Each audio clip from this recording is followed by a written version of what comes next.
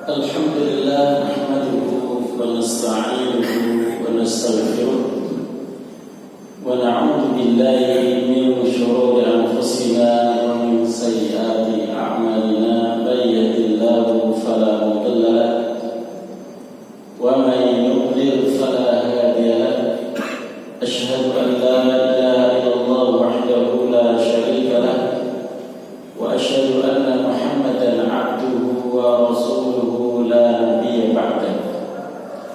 Allahumma shalli wa sallim wa barik ala sayyidina Muhammad wa ala alihi wa sahbihi wa man tabi'ahum bi ihsan ila yaumiddin. Qala Allah ta'ala fil Qur'anil 'azim, a'udzu billahi minasy syaithanir rajim. Ya ayyuhalladzina amanu taqullaha haqqa tuqatih wa la tamutunna illa wa antum muslimun. Wa qala sallallahu alaihi wasallam, man yuridillahu bihi khairan yufaqihuhu fid din. Bapak Ibu jamaah salat subuh yang dimuliakan Allah, berbahagia sekali pada kesempatan pagi hari ini Allah masih memberikan kita kemudahan untuk melaksanakan ibadah salat subuh berjamaah di masjid, dan mudah-mudahan Allah memberikan kemudahan-kemudahan dalam beribadah sampai kita pada ajal kita semuanya. Jamaah sekalian rahimakumullah,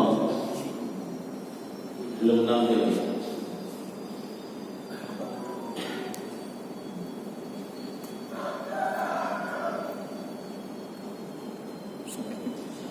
Pada kesempatan pagi hari ini kita akan mengambil tema manusia-manusia yang didoakan oleh malaikat. Jamaah sekalian rahimakumullah, di dalam surat At-Tahrim ayat 6 itu disebutkan bahwa malaikat itu la ya'sunallaha ma amarahum wa yaf'aluna ma yu'marun.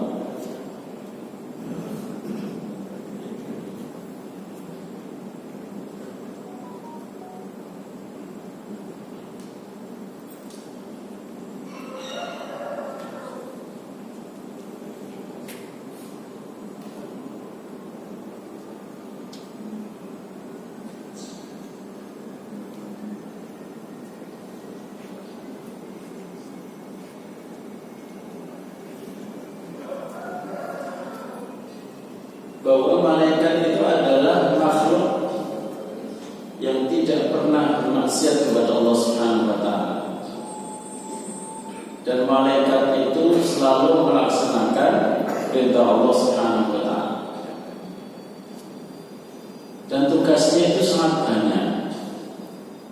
Yang kita ingin ambil itu sebagian dari tugas malaikat, yaitu tugasnya itu berdoa untuk orang-orang mukmin. Ada malaikat Israfil yang diperintahkan oleh Allah siap sedia meniup trompet ketika Rasulullah SAW bersama para sahabat. Kelihatan Rasulullah itu agak murung. Ditanya para sahabat, kenapa engkau murung ya Rasulullah? Kata Rasulullah, wa kaifa an'amu, bagaimana saya ceria, bagaimana saya senang. Wa sahibu as-suri qad iltaqama, sedangkan malaikat yang akan meniup trompet itu sudah bersiap-siap. Bahkan disebut wahana jabhatan, itu sudah mulai ingin meniup trompet yang tiupan pertama menghancurkan alam semesta. Bagaimana saya malah senang. Terus kata para sahabat, "Bagaimana ya Rasulullah, kalau begitu kita ngapain?" Rasulullah kemudian mengatakan, "Qulu katakan hasbunallah wa ni'mal wakil, 'ala Allahi tawakkalna." Banyaklah membaca hasbunallah wa ni'mal wakil. Ada juga malaikat yang dipasrai untuk menanya di alam kubur. Setiap yang baru dimasukkan ke alam kubur didatangi malaikat yang namanya Munkar Nakir, yang kalau yang datang itu orang beriman, wajahnya berseri-seri putih bersih. Tapi kalau yang datang itu orang fasik, orang kafir, kondisinya itu aswadani azraqan, hitam pekat, yang menakutkan. Dan alhamdulillah di sini belum pernah ketemu namanya Munkar Nakir. Ya. Nah, kita melihat ya betapa malaikat itu tugasnya banyak dan jumlahnya lebih banyak dari manusia. Kalau jenengan umroh, jenengan haji, tawafnya itu di Baitullah Ka'bah. Tapi kalau di langit, tawafnya malaikat itu di Baitul Ma'mur. Jenengan pernah dengar ayat di dalam surat At-Tur, Al-Baitul Ma'mur itu adalah tempat tawafnya malaikat di langit. Wa ma ya'lamu junuda rabbika illa hu. Tidak ada yang tahu jumlah malaikat kecuali Allah. Bahkan di langit diriwayatkan di dalam hadis yang sahih, ma mawdi'u arba'i asabi' illa wa fihi malakun sajid. Di setiap ruh 4 jari, jarak 4 jari kata Rasulullah itu, di langit setiap jarak 4 jari pada malaikat yang sujud. Jumlahnya sangat banyak. Pada waktu malam Lailatul Qadar, jumlah yang turun ke bumi itu lebih banyak daripada kerikil. Manusia sama kerikil banyakkan mana? Banyakkan kerikil. Jadi banyak sekali jemaah. Berarti bodyguard jenengan juga banyak. Para malaikat. Karena di antara malaikat itu ada yang namanya malaikat hafadh, penjaga. Yang penjaga itu menjaga manusia dari apa? Dari apapun. Kalau memang jenengan belum ditakdirkan ajalnya, mau kelindes-truk enggak apa-apa. Walaupun jenengan itu istilahnya ya kayak misalnya Nabi Yunus. Nabi Yunus itu di perut ikan, di tengah lautan. Kemudian di kegelapan malam, tiga kegelapan perut ikan, kegelapan lautan, kegelapan malam, tapi masih bisa selamat. Siapa yang menjaganya? Perintah Allah, yaitu para malaikat. Dan di dalam riwayat disebutkan ketika ikan besar itu memakan Yunus, ada perintah Allah dalam salah satu asar dari sahabat itu. Allah bilang, kamu nelen boleh tapi dimut. Tahu dimut? Ojo dikunyah, dimut. Ini jenengan nggak usah takut, karena penjaganya kan. Cuma malaikat itu walaupun seorang nabi itu nggak bisa sembarangan. Kayak misalnya Brahma Kumbara panggil burung yang besar itu Pak Sandiwara Rajo, ngundang apa namanya burung yang besar untuk nolong itu pakai cinta itu terus datang. Nggak bisa. Rasulullah SAW sendiri bilang kepada Jibril, ya Jibril, dimana la ta'tini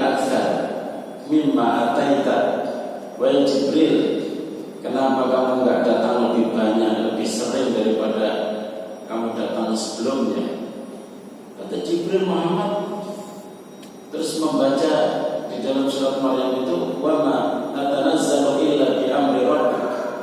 Kita ini kalau ingin datang kepada siapapun, kepada kamu, itu harus ada instruksi. Nggak bisa sembarangan. Mat, aku mau main ke rumah Mat, nggak bisa kan? Nggak bisa kalau Rasulullah bilang Jibril datang, nggak bisa. Nggak bisa sembarangan. Walaupun Jibril itu mentornya Rasulullah SAW dalam sholat, itu menjadi mentornya Rasulullah SAW. Bagaimana cara rukuk, bagaimana cara sujud, itu diajari oleh Jibril. Tapi semuanya itu terikat dengan instruksi, nggak bisa. Wa ma natanazzalu illa bi amri rabbik. Kita turun ke bumi itu dengan perintah instruksi Rabbmu ya Muhammad. Gak bisa kami datang kapan yang kami mau. Dan ambil itu tadi ya. Jadi malaikat itu begitu Pak. Makanya kemana-mana jangan gak usah takut. Malaikat banyak. Kalau jenengan mau rumahnya itu nggak ada macam-macamnya, panggil aja malaikat. Cara panggilnya bukan wahai Jibril, wahai Israfil, wahai, nggak begitu. Bikin nyaman malaikat itu di rumahnya, dan pasti akan nyaman. Nah ini nanti jemaah sekalian rahimahullah kita akan sebutkan beberapa saja manusia yang didoakan malaikat itu, maksudnya yang malaikat datang dan menemani kita jemaah sekalian. Salah seorang sahabat namanya Usaid bin Khudair, ketika membaca Al-Quran, beliau punya kuda di belakang di kandang. Ketika membaca, kudanya meringkik. Ketika berhenti, ringkikan juga berhenti. Dibaca lagi, meringkik lagi. Berhenti lagi. Penasaran ini Usaid bin Khudair, ada apa di belakang? Akhirnya membaca, meringkik gitu. Kudanya langsung setelah itu dia berlari. Dia melihat cahaya yang naik ke atas. Cahaya apa itu? Lalu bertanya kepada Rasulullah SAW. Itu adalah malaikat yang mendengarkan kami sedang baca Al-Quran. Itu ada di dalam hadis yang sahih. Lalu kenapa kamu nggak membaca terus, kata Rasul? Lalu saya punya anak yang tidurnya itu dekat kuda itu, nanti takut injek. Itulah lafaznya begitu kan di dalam. Saya kenapa kok tidak melanjutkan terus, karena saya khawatir Yahya itu anak saya, anaknya Usaid bin Khudair, nanti diinjek sama kuda. Seandainya kamu terus membaca, maka dia akan semakin turun dan mendekati kamu. Jangan sekalian rahimahullah. Makanya orang mukmin itu tidak akan takut kepada siapapun, walaupun jenengan itu tidak melihat, karena memang lain alam gitu. Tetapi yang namanya malaikat itu adalah makhluk yang diperintahkan Allah Subhanahu wa taala untuk banyak mendampingi manusia. Pernah nggak jenengan mendengar ada malaikat itu? Jadi ada orang di zaman Bani Israel itu mendengar ada perintah suara, yaitu kepada malaikat Mikail. Kamu kasih hujan itu, kamu dorong hujannya itu ke sawah itu ya. Dia mendengar itu, dan akhirnya hujan itu yang disuruh itu. Ternyata di tanah seseorang petani, yang lain gak hujan, kok dia hujan aja. Akhirnya orang ini nanya ke petani itu, kok bisa? Saya mendengar itu ada yang ngomong dorong sana hujan. Apa yang kamu lakukan? Kata orang,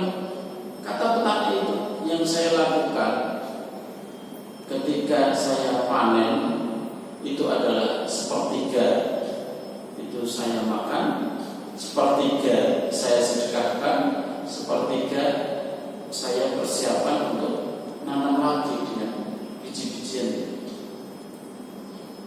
Itu jamaah sekalian. Dan kita masih dalam penjagaan para malaikat, dan kita berusaha untuk membahas pada kesempatan pagi hari ini manusia yang didoakan malaikat.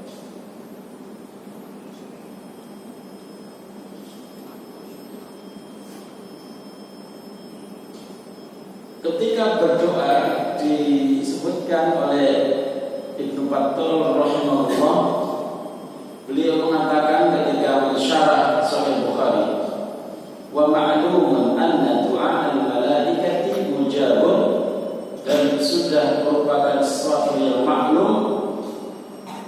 Yang maklum itu kepastian bahwa doa malaikat itu pasti diijabah oleh Allah Subhanahu wa taala. Ya. Karena tentu doanya malaikat itu disuruh Allah. Gak mungkin inisiatif malaikat. Malaikat itu gak ada inisiatif, gak ada inisiatif. Sampai ada yang bingung memahami hadis ini, Pak. Ini banyak cerita ya, Pak, karena ini makhluk yang kita nggak melihat. Jenengan pernah nggak dengar cerita ketika Fir'aun ditenggelamkan di Laut Merah? Jibril itu cerita kepada Nabi Muhammad SAW. Muhammad tahu nggak ketika Fir'aun itu tenggelam di Laut Merah, apa yang saya lakukan? Apa yang sampai lakukan? Itu Rasulullah. Yang saya lakukan oleh Muhammad ketika tenggelam, saya ngambil tanah laut itu, tak sumpel mulutnya Fir'aun, karena dia itu mau ngomong beriman kepada Allah, beriman kepada Tuhan yang Musa, dan dia itu gak bisa ngomong, tak sumpel.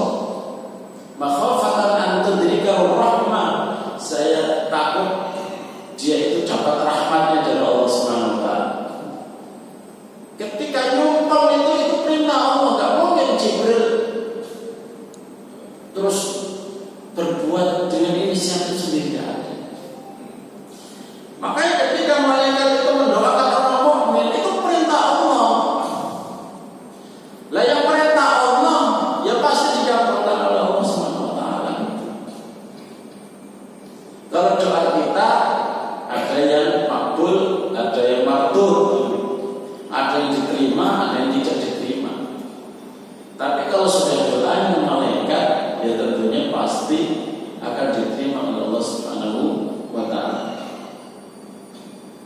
Yang pertama, orang yang mengajarkan kebaikan. Orang yang mengajarkan kebaikan. Mengajar itu tidak harus ceramah. Mengajar dengan memberi contoh, menasihati. Makanya dimanapun jangan sekarang Allah, jangan tinggalkan memberi nasihat yang baik, yang niatnya itu ikhlas. Sampai tamparan seorang ibu guru, tahu ya, tamparan seorang ibu guru yang ramai di medsos, yang kemudian dia dinonaktifkan jadi kepala sekolah, tapi dikembalikan lagi karena netizen itu ramai mengkritik gubernur yang menonaktifkan guru ini.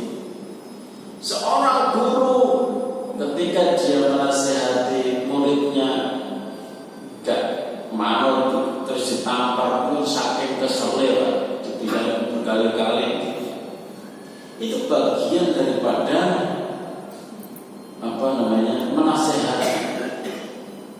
Kalau jenengan ada orang anak kecil yang mungkin nyumet mercon, jangan bilang nak ojo ya nak, ojo main mercon. Itu jenengan langsung dapat doanya malaikat.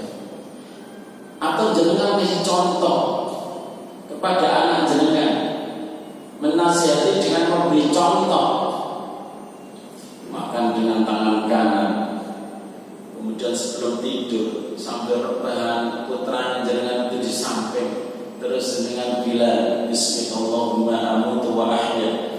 atau bismikallahumma ahya wa amut. Ada riwayatnya masing-masing bukan? Kemudian ketika bangun adalah ajari alhamdulillahilladzi ahyana ba'da ma amatana wa ilaihi nusyur. Apa yang jenengan langsung dapatkan Pak? Malaikat itu langsung tidak hanya satu Pak. Tidak hanya malaikat, ternyata Allah melibatkan dirinya. Coba, innallaha wa malaikatahu wa ahlas samawati wal ardi hatta namlata fi juhriha wa hatta al-huta la yusalluna ala muallimin nasil khair. Allah, malaikat, seluruh penduduk langit dan bumi, apa itu hewan-hewan, semua yang ada, semuanya itu mendoakan siapa? Bahkan ikan besar di laut itu juga ikut Pak. Jenengan bilang kepada anak itu, nak ojo numet mercon, itu langsung dapat apa? Sholawatnya malaikat, sholawatnya seluruh makhluk. Kalau sholawatnya makhluk itu doa. Kalau sholawatnya Allah itu diturunkan rahmatnya begitu kan. Makanya kalau memberi nasihat yang lembut dan yang baik, karena jenengan itu dapat guyuran rahmat Allah, dapat doa malaikat, seluruh apa yang ada di bumi dan makhluk-makhluk yang ada semuanya itu bersolawat mendoakan panjenengan gitu. Modalnya itu modal mulut Pak, lisan. Ya, jenengan sebelum anak berangkat cium tangan, hati-hati ya dia. Langsung dapat fasilitas itu. Cuma kan kita itu nggak merasa ketika kasih nasihat orang baik berupa ucapan, berupa contoh yang baik, itu kita nggak merasa. Padahal luar biasa. Tidak harus ceramah Pak. Tidak harus ceramah ya, nasihat orang. Hati-hati ya dek, pada istrinya begitu. Pesan nih, langsung dapat guyuran rahmat yang begitu banyak. Maka orang mukmin itu Pak, insya Allah bahagia di dunia, bahagia di akhirat. Kalau dengan orang mukmin kok nggak bahagia di dunia itu rugi. Ke masjid artinya sendu, doa, nangis, kesedihan dibawa ke masjid, nanti pulang lagi masih sedih lagi. Itu sebenarnya, aduh, guyuran rahmat Allah itu banyak, bersedih. Gimana nggak sedih? Ustaz kok banyak utangnya? Ya kalau jangan punya utang yang dibayar, usaha pelan-pelan, usah terlalu menyimpan kesedihan. Kalau yang kuat bayar ya dibayar, tapi yang penting serius gitu ya. Kemudian yang kedua, nah ini orang yang menunggu sholat di masjid, jenengan dikatakan sudah sholat hukumnya ya Pak. Selama jenengan itu dalam konteks persiapan, kemudian masih di masjid, belum bergerak dari tempat duduknya, mendengarkan pengajian, tidak ada yang menahan kecuali jenengan ada sholat nanti. Jenengan kan rencana sholat syuruk Pak. Ketika jenengan sholat syuruk itu berarti jenengan itu diikat dengan sholat. Dihitungnya itu mulai jenengan wudu sebelum berangkat di rumah, dalam perjalanan, kemudian jenengan terikat dengan pengajian. Setelah itu jenengan rencana untuk sholat syuruk atau sholat isyraq atau sholat turus, namanya banyak. Itu jenengan itu dianggap sholat terus Pak. Selama jenengan sholat, itu jenengan sudah dapat doa terus dari para malaikat. Nah ini hadisnya. Al-malaikatu tusalli ala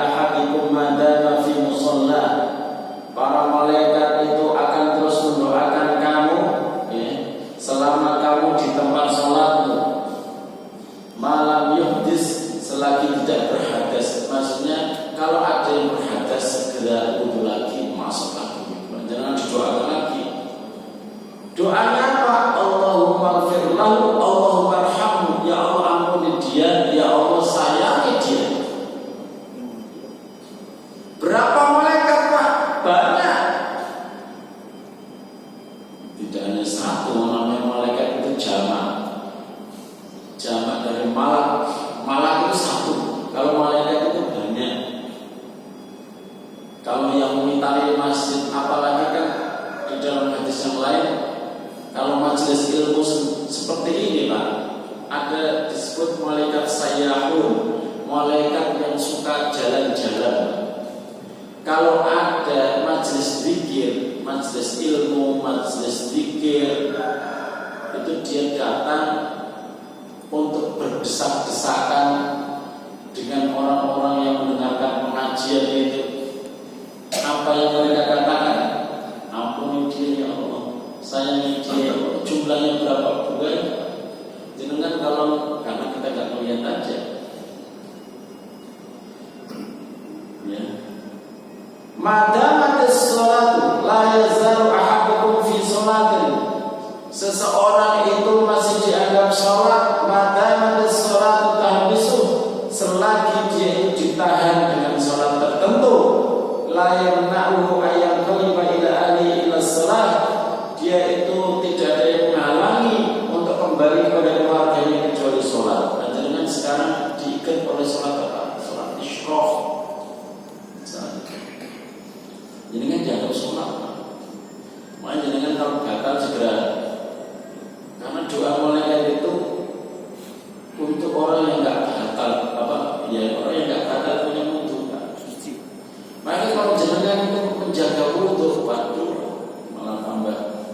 Jenengan bodyguardnya itu tidak bodyguard bayaran, Pak. Sing terlalu lebay itu kan pejabat Indonesia. Dikit-dikit dikawal, dikit-dikit dikawal. Kayak duitnya wadah. Kalau negara-negara yang lain itu Pak, itu tidak seperti Indonesia lebay ini. Salah satu menteri luar negeri itu di screenshot itu Afghanistan itu naik motor butut di itu ke masjid sendirian, nggak ada yang ngawal, rumahnya juga nggak ada. Itu kalau pemimpin itu dicintai rakyatnya itu nggak butuh bodyguard manusia yang ngomong tambah bayar lagi. Ya. Kesini setingkat ngomong misalnya patwal. Nah, itu jamaah sekalian rahimahullah. Itu yang kedua. Kemudian yang ketiga, ketika melakukan sedekah pagi,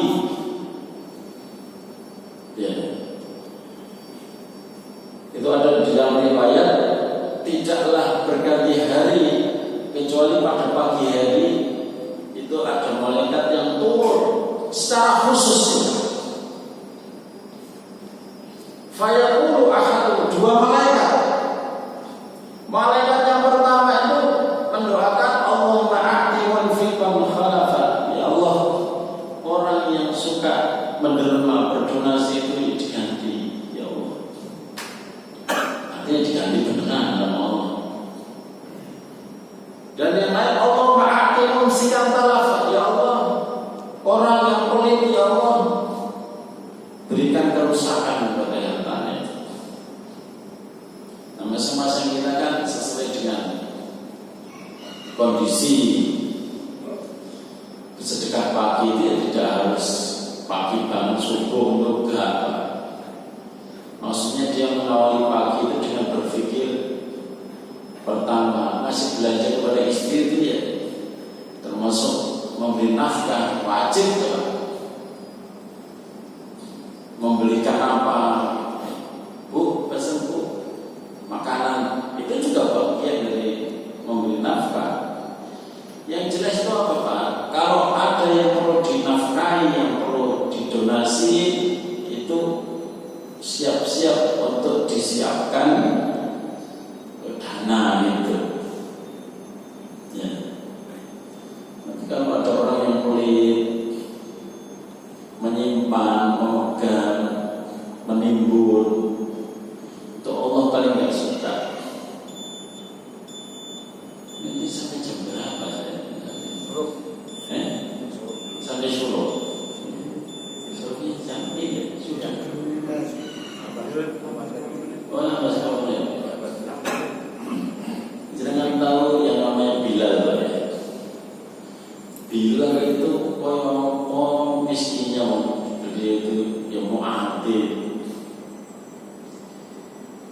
kulit hitam, mantan budak. Itu Rasulullah SAW mengajarkan kepada Bilal itu ketika beliau datang menemui Bilal, itu ada seonggok kurma di rumahnya. Itu Rasul bilang ini, itu sebelum belum kurma itu mau apa? Ya Rasulullah, saya memang sengaja simpan katanya untuk besok. Rasulullah terus begini cara mengajarinya. Kamu nggak takut tak besok itu sudah kiamat? Apa nggak takut kamu dengan asapnya api neraka? Kok kamu simpan sampai besok? Dan nasihat yang terbaik kepada Bilal itu adalah, ya Bilal, anfiq wala tahsya indil arsy iqlal. Wahai Bilal, enggak usah menunggu, sedekahkan aja. Jangan takut zat yang mempunyai arsy. Arsy itu kan makhluk yang paling besar, Pak. Jangan takut zat yang mempunyai arsy itu bikin kamu miskin gara-gara kamu itu bersedekah. Itu sekelas Bilal yang dia itu orang gak punya, Pak.